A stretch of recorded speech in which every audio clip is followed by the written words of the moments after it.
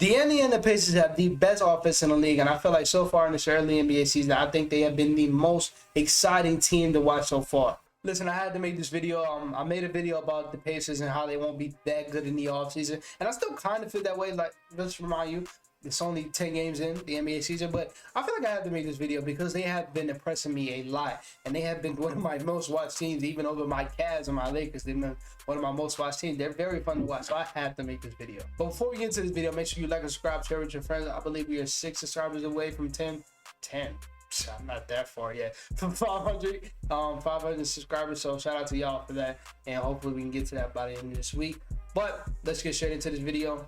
Now, I've been enjoying watching the Pacers a lot, and I mean a lot. I heard this on a podcast the other day. They said if I was like a casual fan, never watched basketball in my life, or if I was supposed to guide a casual fan and they've never watched basketball in their life, I would tell them to watch the Pacers.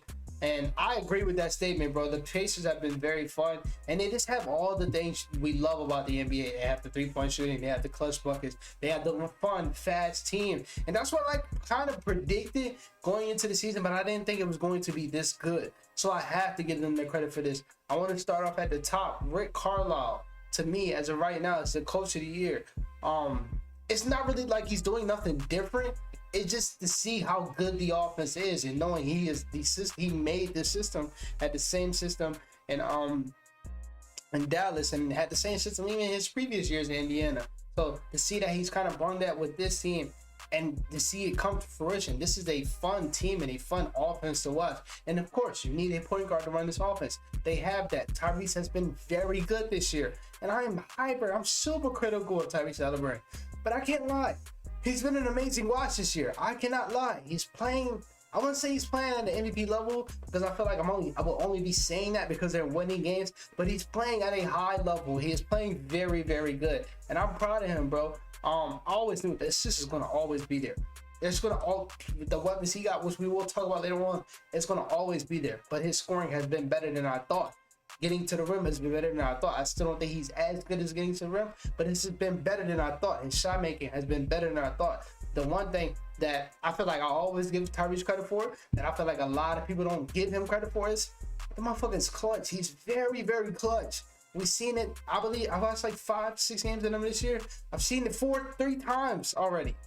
I can't remember. It's another time I've seen it, but I don't want to talk about it because I cannot remember. But I know the 3 times I've definitely seen it. It was like a close game. The first game is against the Cavs. He shot 3 threes in a row. I think all 3 of them shit. Started talking to the crowd and all that shit. I was so heated that game because we didn't have 2 of our top guys and we were so close to winning that game. And he just did that shit for no reason. And then we get our 2 top guys back. We dominate them in that third quarter, which I will also talk about later on. And then in the last quarter, he takes off. He scored 10 points in that fourth quarter, and then he hit the game-winning bucket over Jared Allen. Clutch. And then he did it against the Bucks. Game-winning bucket over Campaign. This is why the Bucks are not really that impressive. Why is Campaign guarding Tyrese Halliburton in the clutch? And he just gave him a bucket. Tyrese has been very, very good this year. I got to give him all the credit. I'm still critical. Hypercritical of Tyrese because this is some stuff I'm not as high on as other people are, but I understand it, bro. Tyrese is very, very good. Next, Bennedict Mathurin. He's kind of been on and off. He's been on and off, but when he's on, he's on. And what I mean by that is when he's on, he's doing all the little things, all the things that are probably not little. They mean a lot more, but it's stuff that he normally doesn't do. And that's my problem with him. When he's not on, and when I mean on, when he's not making his shots, he's just out there. But when he's on, he's rebounding, he's defending, he's shooting the ball very well, he's playmaking, he's actually passing the ball very well.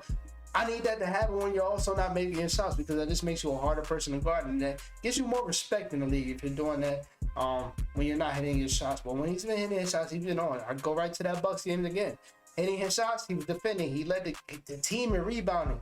He stole the ball from Giannis in the clutch, took the matchup from Giannis, waved off the switch, and took 6'4" Bennedict Mathurin, taking the matchup from 6'11", 257, 80,000 pounds of Giannis, and he took that matchup and stole the ball from him. I give him all the credit from that. Bennedict Mathurin has been very good. Now these are 2 players I'm gonna be critical about, and this is me just trying to find something because they don't really have a lot of things that like you can critique them about because they've been very good. Bruce Brown and Obi Toppin, they're 2 new additions. Bruce Brown, and this is going to sound disrespectful, they don't need him at all. It's not at all. not like he's been playing bad or nothing, because he's still been playing pretty decent. But when we look at Bruce Brown, what do we know him as? A versatile guy that can play on, that is an on-ball guard, but that can play off ball, but his strength is being on guard, on ball. And then he's also a very good defender on the other side, mostly on guards though. But when we looking at this team, he's being asked to guard threes. That's not him. That will never be him. That's why I was never really high on that signing, because he's playing the three. You're not going to bench Benedict. You bench Buddy still. He would have to play the three. But then you have Bruce Brown playing three. Yes, he's the better defender, but him guarding threes and fours, it just don't make sense. And then him being the playmaker and the scorer that he was, he can't do that because he's standing in corners. He's standing on the wing, shooting shots. He's cutting, which is his strength is cutting. That's one of his strengths is cutting. But we've seen Bruce Brown in the Nets jersey and the Nuggets jersey be an on-ball guard, be a guard that can play make for others, that can find open shots for others. He doesn't really need to do that at all in this team. So I'm seeing him trying to find a new role. And I would say that so far he's been pretty decent, but you really don't need him, because let's say you need a backup point guard. They have two of the best ones in the league, and TJ McConnell and Andrew Nembhard. They don't need him to do that. So those things right there, I wouldn't say I haven't been impressed with him so far, but like, he's not jumping off the screen like the other guys on this team are jumping off the screen. Obi Toppin, same thing. He's the four in this team. I feel like Obi Toppin has some stuff to his game that he's not allowed to tap into, because his offense is so high powered and they have a set system. I am not going to stop my system to give Obi Toppin these post-up touches. When I feel like right now, I think he's good enough for him. I think he should get him, but I understand he's not getting him because his Pacers offense is a system, and I'm not stopping it for him. Same thing with the Warriors. I'm not stopping my system to give James Wiseman his post-up, even though he probably should have got him. Well, no, he sucked.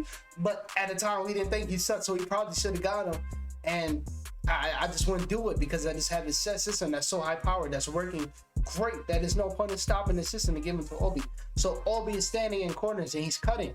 The same shit he was doing in New York. It just looks better now because it's such a fun, fast team, and he's such a fun, fast player, high jumper player, that it's gonna work. It's gonna work out, and it's gonna look good. But now we talk about the defensive side. He's been terrible. Miles Turner has been terrible. They're not playing, to me, who was their best defender, Jarris Walker. But I understand it, because the system, Obi helps the system as of right now. He's a fun, fast player who can shoot the ball, and is a better shooter than Jarris right now, a better cutter than Jarris right now. But Jarris can do basically everything Obi can do, just not to a level of Obi. But when we look on the defensive side, he's just way better. Off the rip, he's way better. So I feel like at some point they're going to have to look at that and make that change, because he is way, way better. Shout out to Miles Turner on offense. He's been amazing. He's been amazing shooting that hits off the ball, making the dog sneeze. If you know, you know. He has been amazing this year. On defense, I'm going to use another hyperbole. He's been terrible. He's been god-awful on defense. And I'm obviously going to point to that game. Giannis gave him 54. But, like, bro, we knew.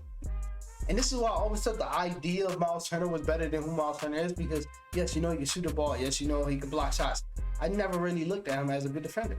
I don't think he's that good. I just think he's a very good shot blocker. And there's some guys like that in the league, the Brook Lopez, I just think he's a good shot blocker, but as a defender, I'm not really as high on him as that. And we're seeing that. This defense, as a center, you're supposed to be able to anchor a defense. And this defense is a bottom 5 defense in the league. But you're not going to see that, because the offense is just so high powered that you really can't stop it. And having Tyrese and Rick Carlisle run the offense is just something that's the duo in itself. Like, they don't have a duo on the court. Their duo is Rick Carlisle and Tyrese Halliburton. And then you go to the bench, Andrew Nembhard, who to me is a starting point guard in the league. I think he can go to a lot of teams and be a real starting. I'm not just talking about a starting point guard until we find that guy. No, I think he can be that guy. And a lot of people probably think that guy right now is a 20 and 10 guy. No, not all point guards are supposed to score. I think he's a natural point guard, a guy that can give you 14 and 8, who's just a steady point guard who can also defend on the other side.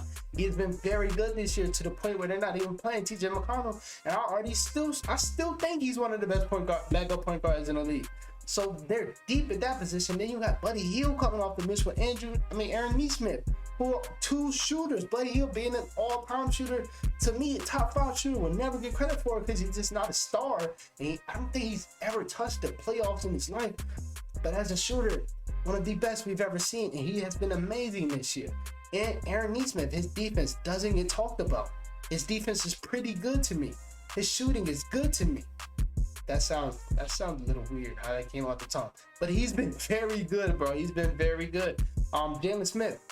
Shout out to Sticks. Y'all don't know who that is because y'all not from Maryland, but that's what we call him when he was in Maryland. Sticks has been very good. Been shooting the hell out of the ball. Been blocking shots. This is the Sticks we thought we were going to get in Phoenix. And the first year, actually, I believe the first year and a half in Indiana, we're finally getting that Sticks now to the point they're not playing Isaiah Jackson. And I feel like that's one of the best backup bigs in the league. This team is fun. This team is deep. At all times, you're going to be 5-out. I think this team has been very, very impressive, and I think down the line they're going to be scary. I do think they need to play Jarace Walker and Isaiah Jackson because their defense has been terrible, and it's been god awful. It's been terrible, but bro, still, this team has been very good, and I'm impressed. But I still stand on what I said. To me, this is not a playoff team, a locked playoff team at that.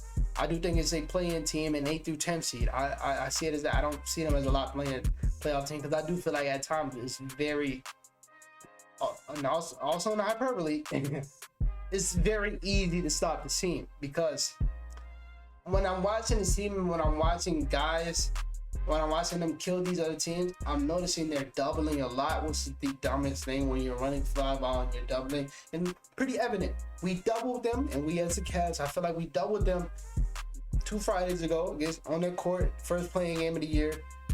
We doubled them the whole time in the first quarter. We doubled Tyrese, of course, and we just left the shooters open. The dumbest thing of all time to do against a 5-out offense. And then in the third quarter, in the whole second half, we locked them down because we stopped doubling. Because if Tyrese gets to the hoop, okay, cool, he's not that good around the hoop. We're just going to stay on these shooters, and that's the easy thing to stop. But when you're doubling, that's when it gets hard, and that's just stupid to do. But when they're not being able to get off these open shots, what are they going to do? They don't really have a shot creator yet. I don't think Benedict Mathurin is there. I damn sure don't think Tyrese is there. Buddy, I would say it's probably their best shot creator, and that's not saying nothing at all.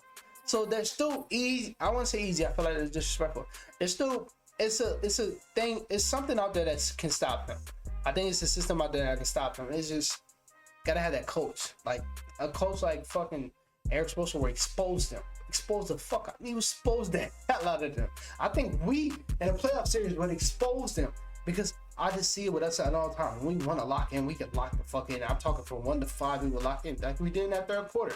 So I think it's easy to stop this team, but as of right now, I got to give them their props. I got to give them their credit. They have been amazing. So shout out to them. But that's it for this video. I got a Clippers video I got to record because they have been terrible. And that's why I never gave that trade. Like even when the rumors were around, I never gave it any of my attention because I thought it was so stupid. And I thought we got out of that whole name chasing phase. I really did. And of course we did. And they made the dumbest trade of their organization. So shout out to the Clippers. But that's the video I'm about to go record, so I'll talk to y'all later.